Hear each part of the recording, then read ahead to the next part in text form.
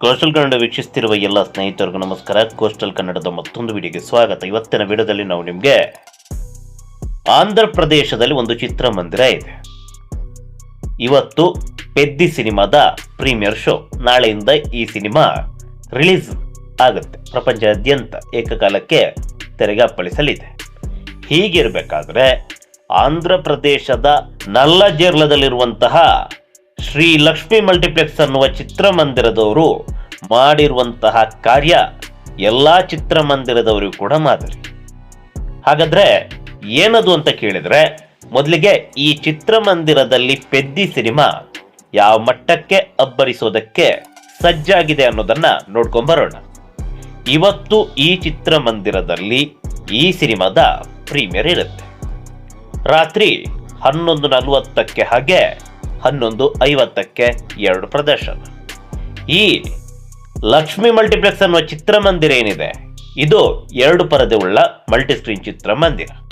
2ಕ್ಕೆ 2 ಪರದೆಯಲ್ಲೂ ಕೂಡ ಇದೇ ಸಿನಿಮಾ, ಈ 2 ಪ್ರದರ್ಶನ ಕೂಡ ಈಗಾಗಲೇ ಸೋಲ್ಡ್ ಔಟ್ ಆಗಿದೆ. ಇನ್ನು ನಾಳಿನ ಪ್ರದರ್ಶನ ಯಾವ ರೀತಿ ಇದೆ ಅಂತ ಕೇಳೋದಾದ್ರೆ, ಇದನ್ನ ಕೂಡ ನೋಡ್ತಾ ಇದ್ದೀರಾ. ಎಲ್ಲ ಪ್ರದರ್ಶನದಲ್ಲಿ ಈ ಸಿನಿಮಾದ ಪ್ರದರ್ಶನದ ಟಿಕೆಟ್ ಅನ್ನ ಬಿಟ್ಟಿಲ್ಲ. ಕೇವಲ ಈ ಬೆಳಗಿನ ಒಂದು 4 ವಿಶೇಷ ಪ್ರದರ್ಶನ ಹಾಗೆ ಉಳಿದ 4 ಪ್ರದರ್ಶನವನ್ನ 2 ಪರದೆಯಲ್ಲಿ ಬಿಟ್ಟಿದ್ದಾರೆ. ಮತ್ತಷ್ಟು ಇದಕ್ಕೆ ಆಡ್ ಆನ್ ಆಗುತ್ತೆ. ಮತ್ತಷ್ಟು ಏನಿಲ್ಲ, ಯಾವೆಲ್ಲ ಪ್ರದರ್ಶನಗಳಿದೆಯೋ ಎಲ್ಲಾ ಪ್ರದರ್ಶನವನ್ನ ಈ ಚಿತ್ರಮಂದಿರದವರು ಪೆದ್ದಿ ಸಿನಿಮಾಗೆ ನೀಡಿದ್ದಾರೆ. ಬೆಳಗ್ಗೆ 4 ಗಂಟೆಯಿಂದಲೇ ಪ್ರದರ್ಶನ ಆರಂಭ. ಫ್ಯಾನ್ ಶೋ 4 ಗಂಟೆಗೊಂದು ಪ್ರದರ್ಶನ. ನೋಡಿ, ಕೇವಲ ಮುಂಭಾಗದಲ್ಲಷ್ಟೇ ಇಲ್ಲಿ ಟಿಕೆಟ್ ಇರೋದು, ಅದು ಬೆರಳೆಣಿಕೆ. 4:10 ಪ್ರದರ್ಶನ, ಅದು ಸಾಮಾನ್ಯ ಟಿಕೆಟ್ ಭರ್ತಿಯಾಗಿದೆ. ಮುಂಭಾಗದಲ್ಲಿ ಏನಿದೆ, ಈ ಲಾಂಚರ್ 420 ರೂಪಾಯಿದು, ಅದು ಮಾತ್ರ ಇಲ್ಲಿ ಓಪನ್ ಸಿಗುತ್ತೆ ಸ್ಕ್ರೀನ್ನ ಮುಂಭಾಗ.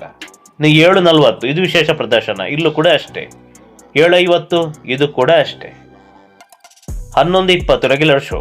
ನೋಡಿ, ಟಿಕೆಟ್ ಇದೆ ಮುಂಭಾಗದಲ್ಲಿ ಅಷ್ಟೇ. 2:50 ಪ್ರದರ್ಶನ, 6:30 ಪ್ರದರ್ಶನ, ಹಾಗೆ 10 ಗಂಟೆ ಪ್ರದರ್ಶನ. ಇಷ್ಟೇನಾ? ಅಲ್ಲ, ಯಾಕಂದ್ರೆ ಬೇರೆ ಯಾವ ಸಿನಿಮಾ ಕೂಡ ಇಲ್ಲ. ಇದೇ ಸಿನಿಮಾ ಇರೋದ್ರಿಂದಾಗಿ ಮತ್ತೊಂದಿಷ್ಟು ಪ್ರದರ್ಶನಗಳಲ್ಲಿ ಆಡ್ ಆನ್ ಆಗುತ್ತೆ. ನೇರವಾಗಿ ಚಿತ್ರಮಂದಿರಕ್ಕೆ ಹೋಗಿ ಅಲ್ಲೇ ಟಿಕೆಟ್ ಅನ್ನ ಪಡ್ಕೊಂಡು ಸಿನಿಮಾವನ್ನ ವೀಕ್ಷಣೆ ಮಾಡಬಹುದು. ಇರ್ಲಿ, ಈ ವಿಚಾರವನ್ನ ಪಕ್ಕಕ್ಕೆ ಇಡೋಣ. ಇದು ಪ್ರದರ್ಶನದ ಕಥೆ ಆದ್ರೆ, ಚಿತ್ರಮಂದಿರದವ್ರು ಯಾಕೆ ಮಾದರಿ ಅಂತ ನೀವು ಕೇಳಬೇಕು.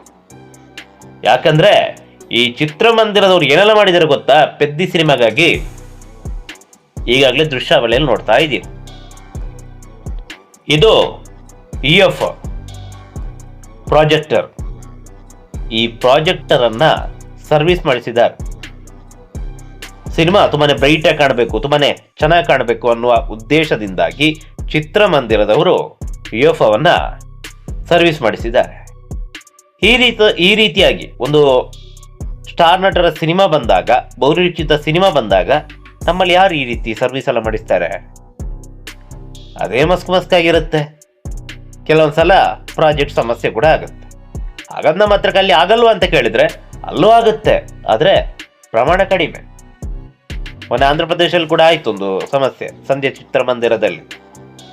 ಅದು ಯಾವ ಸಮಸ್ಯೆ ಗೊತ್ತಿಲ್ಲ, ತಾಂತ್ರಿಕ ಸಮಸ್ಯೆನೋ ಅಥವಾ EF ಸಮಸ್ಯೆನೋ ಏನೋ. ಒಟ್ಟಾರೆಯಾಗಿ ಈ ಚಿತ್ರಮಂದಿರದಲ್ಲಿ, ಲಕ್ಷ್ಮಿ ಮಲ್ಟಿಪ್ಲೆಕ್ಸ್ ಅನ್ನುವ ಚಿತ್ರಮಂದಿರದಲ್ಲಿ EF ಪ್ರಾಜೆಕ್ಟರ್ ಅನ್ನ ಸರ್ವಿಸ್ ಮಾಡಿಸಿದ್ದಾರೆ. ಪರಿಷ್ಟನ ಅಂತ ಕೇಳಿದ್ರೆ ಇಲ್ಲ. ಇನ್ನೊಂದು ದೃಶ್ಯಾವಳಿ ನೋಡಿ, AC ಸರ್ವಿಸ್. ಪ್ರೇಕ್ಷಕರಿಗೆ AC ಯಾವುದೇ ತೊಂದರೆ ಆಗಬಾರ್ದು ಅನ್ನೋ ಉದ್ದೇಶದಿಂದಾಗಿ AC ಸರ್ವಿಸ್ ಕೂಡ ಮಾಡಿಸಿದ್ದಾರೆ. ದೃಶ್ಯಾವಳಿಯಲ್ಲಿ ನೋಡ್ತಾ ಇದ್ದೀರಾ. ಈ ರೀತಿಯ ಒಂದು ಸರ್ವಿಸ್ ಅದೆಷ್ಟು ಚಿತ್ರಮಂದಿರದಲ್ಲಿದೆ? ಪ್ರಶ್ನಾರ್ಥಕ. ನಮ್ಮಲ್ಲಿ ಅದೆಷ್ಟೋ ಚಿತ್ರಮಂದಿರಕ್ಕೆ ಹೋಗ್ತಾರೆ, ಬೈಕೊಂಡು ಬರ್ತಾರೆ, AC ಆನೇ ಆಗಲ್ಲ. ಕೇಳಿದ್ರೆ ಸಮಸ್ಯೆ ಇದೆ ಸರ್ವಿಸ್ ಅಂತ. ಆದ್ರೆ ಒಂದು ದಿನ ಸರ್ವಿಸ್ ಮಾಡಿದಂತೂ ನೋಡಿಲ್ಲ. ಸುಮ್ಮನೆ ಹೇಳೋದಷ್ಟೇ ಸರ್ವಿಸು ಅಂತ. ಪ್ರತಿ ಸಲನೂ ಜಗಳ ಆಗುತ್ತೆ, ಎಲ್ಲನೂ ಆಗುತ್ತೆ. ಚಿತ್ರಮಂದಿರದವರಿಗೂ ಅಭ್ಯಾಸ. ನಾವೇನು ಪೇಪರ್ ಕೊಡ್ತಾ ಇಲ್ವಲ್ಲ, ಕೊಡ್ತಾ ಇರೋ ದುಡ್ಡೇ. ಆದ್ರೆ ಅದು ಚಿತ್ರಮಂದಿರದವ್ರಿಗೆ ಇರಬೇಕು. ಪ್ರೇಕ್ಷಕರ ದುಡ್ಡು ಕೊಟ್ಟಿದ್ದಾರೆ, ಅವರಿಗೊಂದು ಒಳ್ಳೆಯ ಸರ್ವಿಸ್ ಕೊಡಬೇಕು ಅಂತ.